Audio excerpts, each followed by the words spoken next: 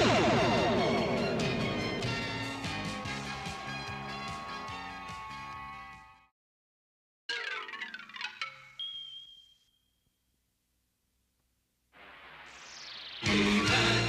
the Masters of the Universe. Hello ladies and gentlemen, and welcome to the 9th official He-Man on the Masters of the Universe YouTube episode commentary. My name is James Eatock, and today I present to you an episode commentary on one of the most memorable and best remembered episodes of the series, the Season 1 classic, The Dragon Invasion. This is one episode that focuses specifically on action and adventure rather than character development, but we don't fault it for a second because the action is non-stop from the moment the episode begins. A little bit of backstory about this episode. It was loosely based on the Filmation script premise Dragon Seeds. Not the most interesting title in the world, I'll give you that. In that script, Beastman commands a deadly dragon to lay eggs across Eternia. Lay those eggs, dragon! Something like that. In this, the final version of that script premise, Skeletor and Beastman steal the eggs of the mother dragon. So I think that works out a lot better. An example of how long a script would go through development, this script was first approved on December the 10th, 1982, but the final script, with revisions, was not approved until July the 11th, 1983. That's 7 months of development. Just think of all those other scripts going through development at the same time. Must have been rather exciting and incredibly busy. Actually, the Dragon Invasion was released on VHS mere days after the series premiered in America. However, it was released with a mistake that was corrected when the episode aired. I'll talk about that when we get to it. Although never named during this episode, according to the script, this location we see before us is known as Dragon Mount. I own the original line art to one of the opening panning shots, and amazingly you can see that the location is made up of the decomposed bodies of dead dragons. Pretty grim, but it looks fantastic.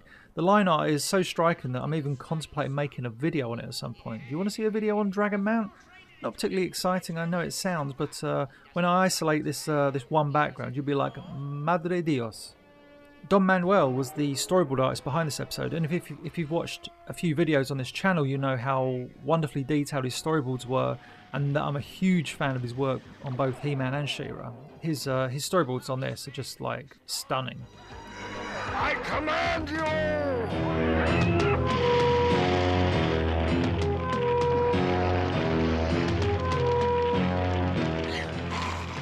She's protecting her eggs, Skeletor.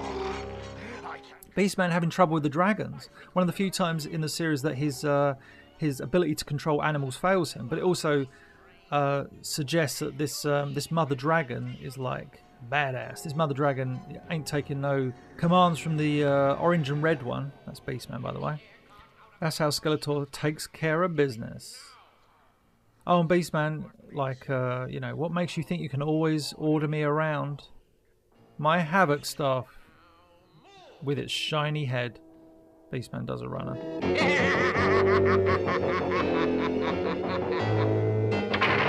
Interesting vehicle here. It looks quite generic, nothing spectacular. Had this been a later episode, I've no doubt that the Basher would have been used. Although, it's not to say the Basher doesn't look generic either.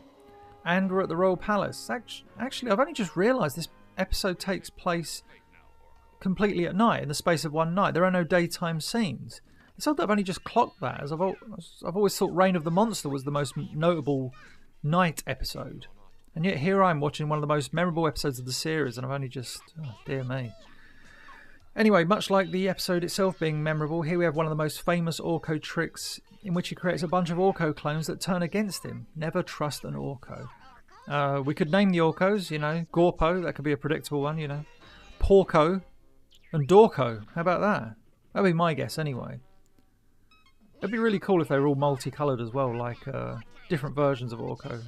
Because if you've ever read the comics or other canons outside of the cartoon, Orko's colour scheme varies quite a bit. The animation here of Orko and the other Orkos is fantastic. I like all fronting with one another. You want a piece of me? You want a piece of this? Prince Adam's giant mouth in this shot with his, too big. Look at his mouth there. Way too big. In the close-up, perfect size mouth. Prince Adam had a crazy, crazy big mouth there. And now we get the moral of the episode, as it were, in which Adam teaches Orko that teamwork is the answer, or at least a good thing. And that comes back to us later in the script. Oh, well, it was fun while it lasted. wonder what Teela's eating there. It looks quite appetising in a way. And now we have the arrival of the dragon egg, much in keeping with how the original premise, Dragon Seeds, saw this episode. A baby dragon! Isn't it cute? I like Aldo's immediate reaction because, well, it is a cute baby dragon to be fair, but then the power of Xerox enlarging, i.e. enlarging the artwork to create the illusion of growth, creates a giant dragon. And that dragon is no longer cute, that dragon is breathing fire. I love the roaring as well, it's so loud and vicious. It really sets up the drama and the pacing of this following scene.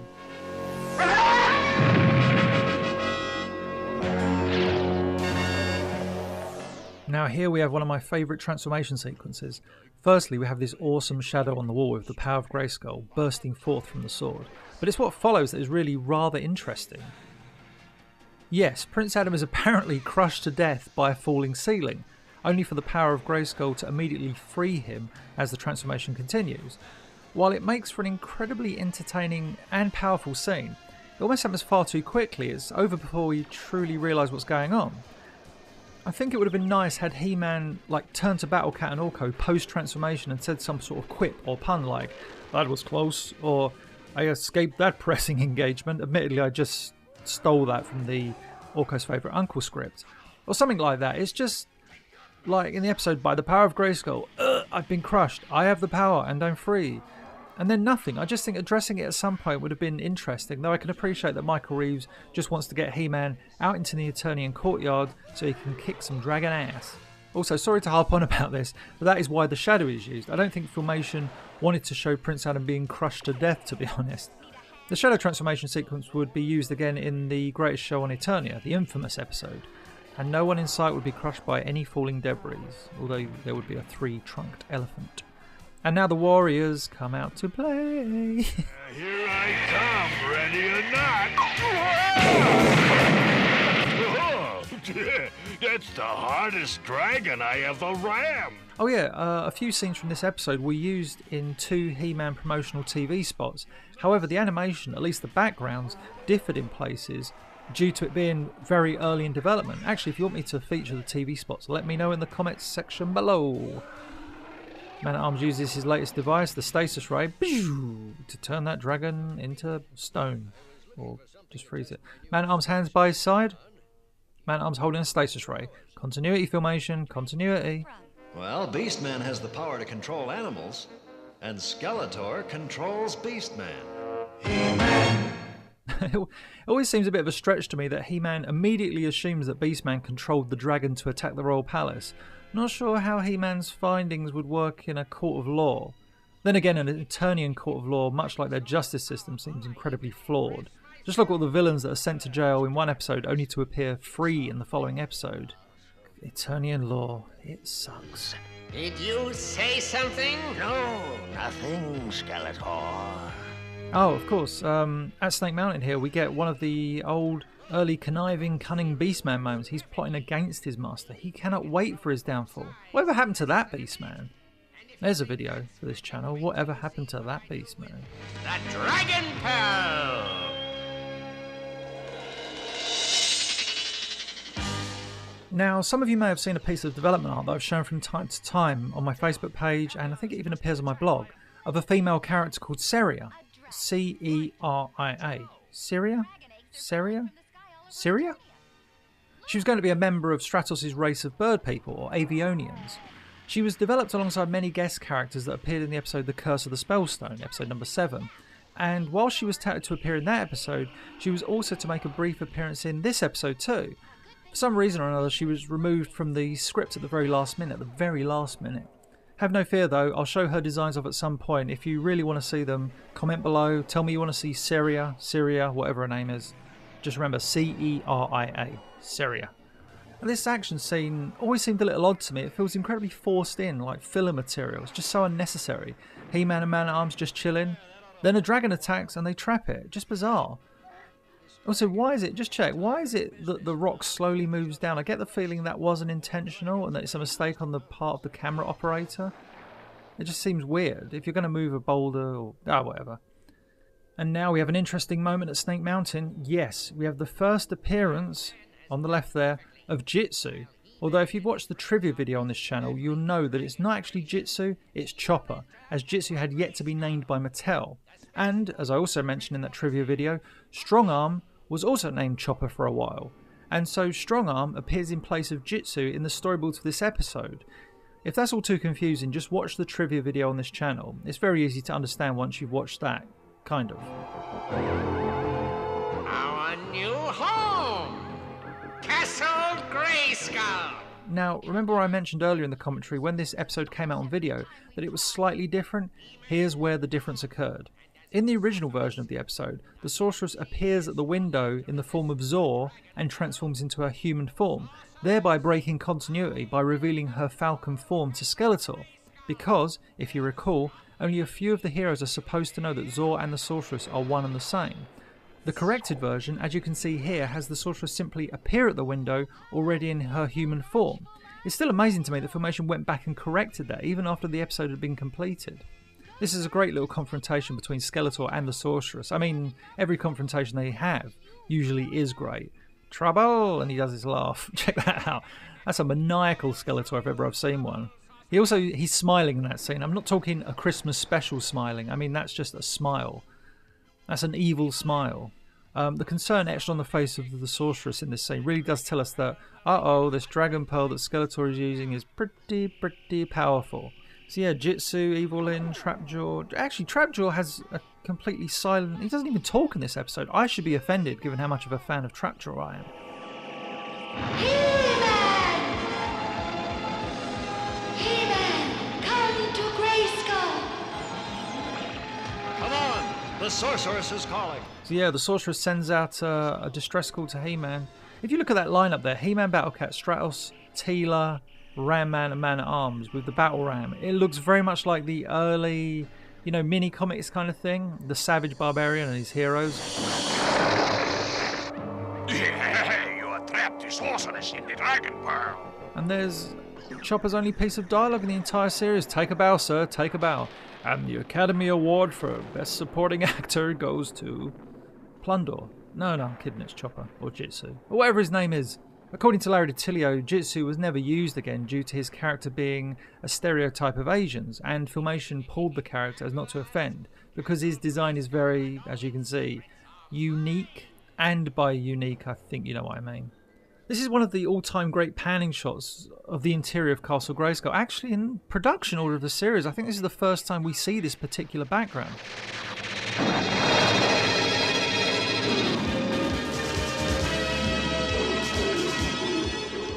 And now, coming up is one of the most iconic images in the series. What an eternity is going on? Skeletor's face over Castle Grayskull. Check it out, just very cool. Oh, and in that TV spot I mentioned, we see the very same scene. However, the drawbridge is actually raised in that version, which meant they animated this sequence twice. And trust me, this is not a simple sequence to animate, given the 3 or so layers and the... Oh, it faded to black, I better shut up. As I was saying, it wasn't a simple sequence to animate given the 3 or so layers and the differing exposures in order to create the see-through visage of Skeletor, so yeah. Can't get into Castle Grayskull. Things look bad for the heroes. There's no science or sorcery that's hot enough to burn through that force field. It looks bad. It's a strange piece of dialogue from Man at Arms. Hot enough. Powerful enough. So yeah, going back to earlier in the episode, Orko remembers what Prince Adam said, and He-Man does a little look. I am Prince Adam. I did say that. Oh, Ram Man's face there, if you look, slightly wrong. The positioning, his eyes are way too high. Ram Man, get your head right inside your hat.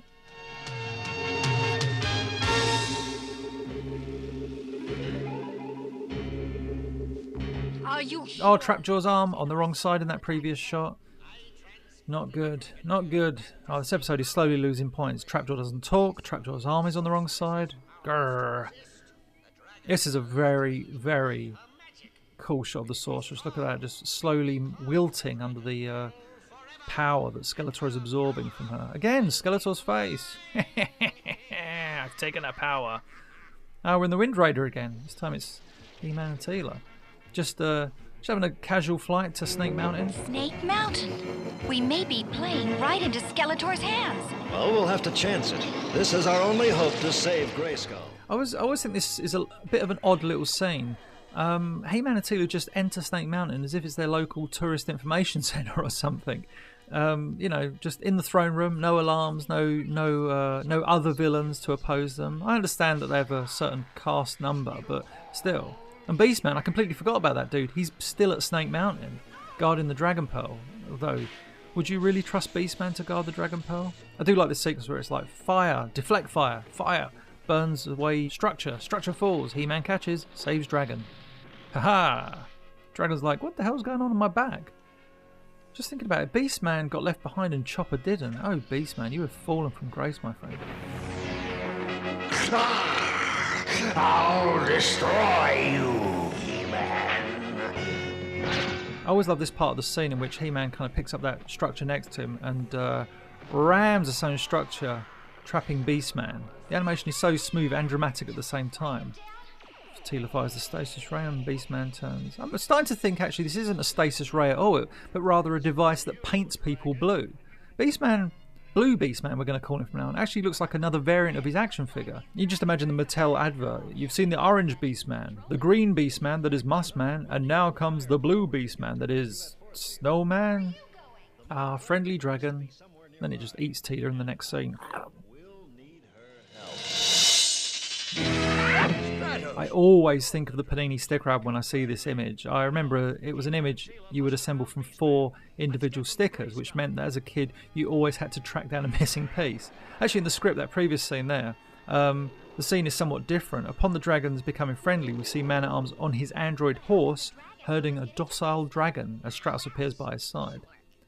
So now, teamwork, as Orko reminds us, we're going to get in. Oh, if you look at this sequence as well a few times, Man-at-Arms is given brown eyebrows, or eyebrows that match the colour of his moustache.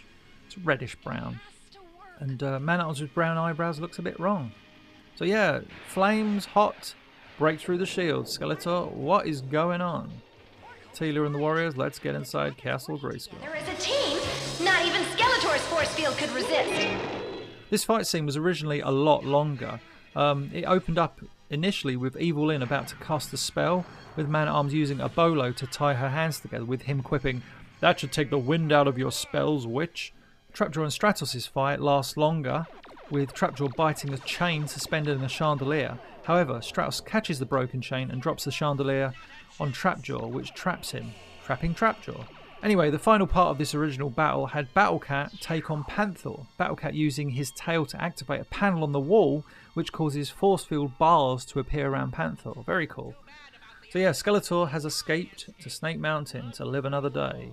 But there's He-Man with his weirdly drawn Sword of Power, or at least the hilt was weirdly drawn. So Skeletor grabs the Dragon Pearl and runs. And if you go back to the Time Corridor, there's the title card from the Time Corridor episode, the one time it appears. I win, He-Man! Such a cool confrontation. Look at this. He-Man and Skeletor in front of Snake Mountain's Blood Falls. Ah, it's just amazing. And what does Skeletor do? Uses the Dragon Pearl to grow in size. Uh-oh, this doesn't bode well for He-Man. Actually, this fight scene between giant-sized Skeletor and He-Man was shot-for-shot reanimated for a fight between an Ice Hacker and He-Man in The Dragon's Gift, episode 34. Also, if you see that extreme downshot there of Snake Mountain's Blood Falls, go back to the Shaping Staff episode and you'll see that this same background misused as the Abyss, as they were trying to figure out what the Abyss looked like. You know I wouldn't have saved you. I guess I value life more than you do, Skeletor, even yours. Well, I value this. Take your last look. You won't see it again. Oh, no! No! Skeletor, shocked by a dragon, or scared by a dragon, what? Drops the Dragon Pearl. Oh no. Skeletor activates, I like this little thing, I would like to have seen this more. I'm going to get on my war sled, or Doom Buggy as it was called in the scripts, and get the hell out of here. Whee! Actually, I think that shot of Skeletor as he disappears over Snake Mountain, like that, the kind of landscape, that is actually the other title card that we see at the beginning of this episode. The dragon uses its flame to destroy the Dragon Pearl, freeing the sorceress. I like the fact that when the sorceress reappears, due to her being outside Castle Grayskull, she immediately transforms into Zor. Very, very cool animation too. Thank you. Well, let's go home, Zor. I still love that piece of dialogue. Let's go home, Zor. So the Dragon Invasion, yeah, one of the most memorable episodes of the series, one of the most action-packed. There are really no bad moments. If you want a really good He-Man action-adventure episode, this is it. It's got everything. It's got a wide cut. Actually, if you want to criticise He-Man for being a toy advert, this would be a great episode to start with. I mean, you've got a plethora of characters in this script. We have the heroes and the villains, and they all get a decent amount of screen time, although Trapjaw doesn't talk, so I'm kind of annoyed about that. Just an incredible couple of scenes. Skeletor takes over Castle Grayskull. It doesn't happen as often as you'd think. And likewise with He-Man fighting Skeletor one-on-one, again, very rarely in the series it would happen. Also, to kind of get on my animation direction soapbox, the pacing throughout this episode is just near perfect, except for that one filler scene with He-Man and Man-at-Arms, trapping a dragon in a cave. But we'll excuse that, that's fine. It's still exciting, and we get a really cool shot of the Royal Palace in that sequence as well. This episode almost feels like a transitional episode. It's very much in keeping with the original, earliest concepts of the series. Dragons and sword and sorcery and magic and a bit of science thrown in for good measure. But it's also like it feels like it's transitioning into what the series becomes. The dialogue is still kind of very early. Skeletor, no, not funny. Beastman, very cunning. He-Man, pure hero. It's everything good about the series in one episode. And so that's it for this commentary. I really hope you enjoyed The Dragon Invasion, because I did, because it's a fun episode. As always, leave comments below, like and share this video, and if you have yet to do so, subscribe to the most powerful channel in the universe. Cue me punching the screen. Boom!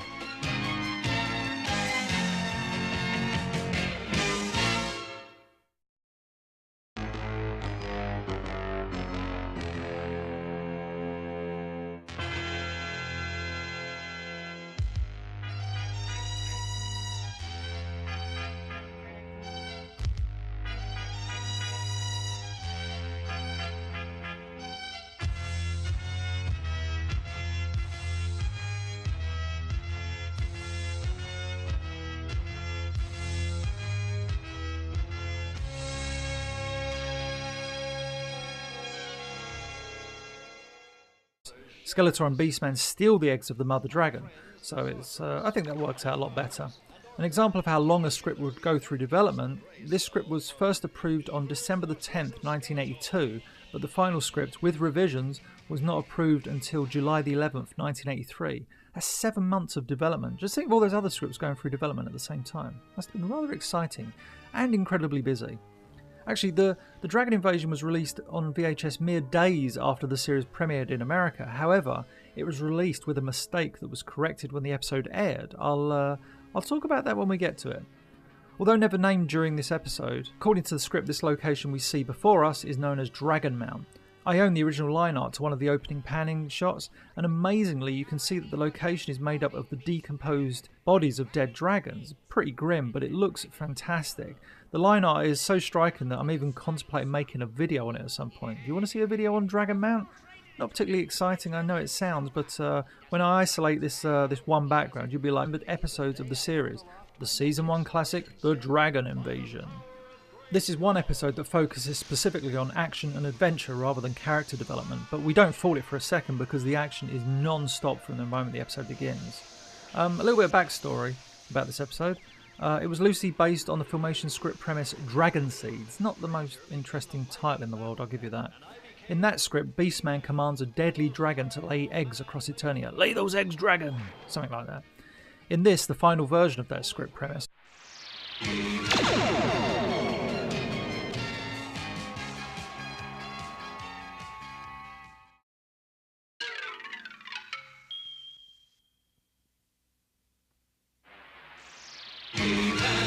and the Masters of the Universe. Hello ladies and gentlemen, and welcome to the 9th official He-Man on the Masters of the Universe YouTube episode commentary. My name is James Eatock, and today I present to you an episode commentary on one of the most memorable and best remembered Madre Dios.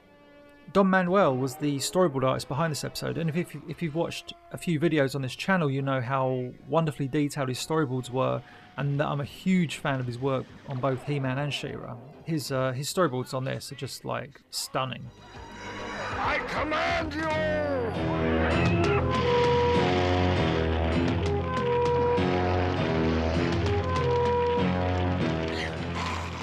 She's protecting her eggs. Skeletor.